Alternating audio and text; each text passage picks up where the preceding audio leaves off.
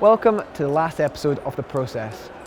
Throughout this series, you'll have no doubt captured the essence of my philosophy on climbing training. Namely, that all training has to have a direct transfer to the wall. I mean, what's the point of having endless endurance and fingers of steel if you can't use it to its full effectiveness? The transfer is the end result that we're looking for. The big question is, how do we ensure that we get it and take what we've learned indoors, outdoors to the rock? Training for transfer is not an easy thing. It takes a creative and a disciplined mindset. It's one thing coming to the wall with the intent on getting strong. It's another thing coming with the intent on getting better.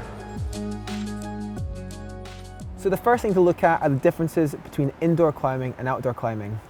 Mainly the holds. Whereas indoor climbing, the holds are round, big and blobby. Outdoors, they tend to be more inset, with crimps and half crimp being most prevalent. Now let's take a look at our feet.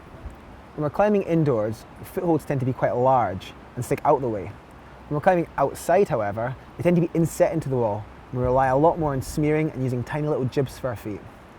And if you look at general climbing movement, when climbing outside, you tend to move your feet a lot more per every hand movement.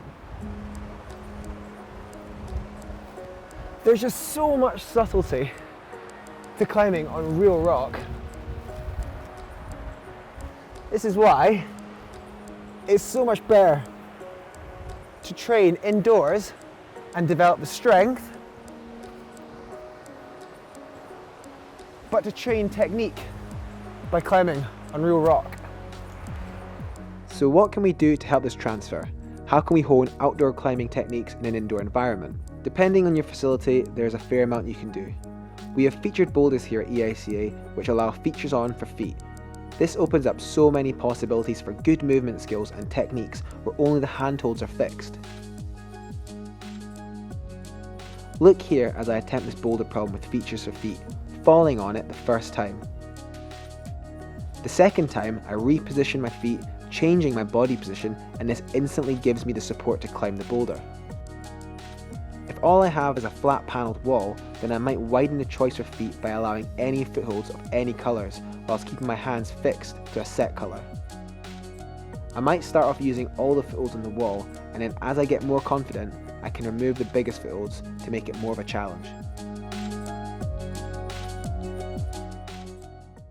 When training indoors on routes, the same strategy can be applied.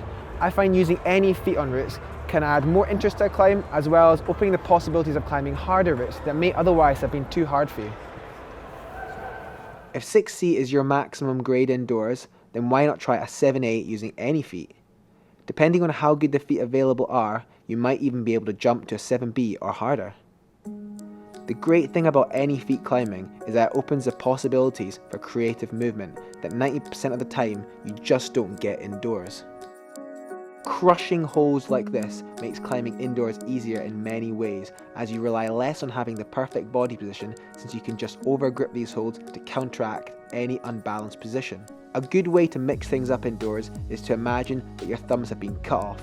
I know, a bit brutal, but it will make a crazy difference to the way you view climbs indoors. Body position is more important. You will develop a stronger core and much stronger open and half crimp strength, which from my experience relates far more to outdoor climbing. As much as climbing indoors can be transferable to real rock, it can never replace the real thing. Climbing outdoors just teaches so many more technical skills, and should always be given priority. Firstly, mileage is key. If you want to become a truly skilled climber, you need to climb as much as possible.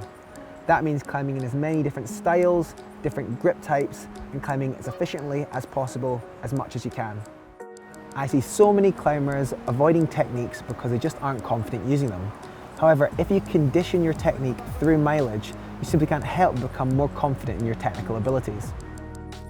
Whilst mileage climbing should account for 75% of any developing climber's time on rock, projecting is also a fun aspect of the sport and is going to help you develop the widest range of skills. Projecting is climbing on far more challenging ground. Projecting teaches you that you can learn movement to a level of efficiency that unlocks climbs that may have seemed utterly impossible before. And that's us guys, the process is finally complete. I hope you've all enjoyed watching the series and I've learned a lot from each individual episode. And if you want to learn more, why not check out the articles on the Edelrid website. I guess I'll see you at the crag. To follow me and my adventures, check out my blog at www.robbiephillips.co.uk and check out Instagram, Twitter and my Facebook profile.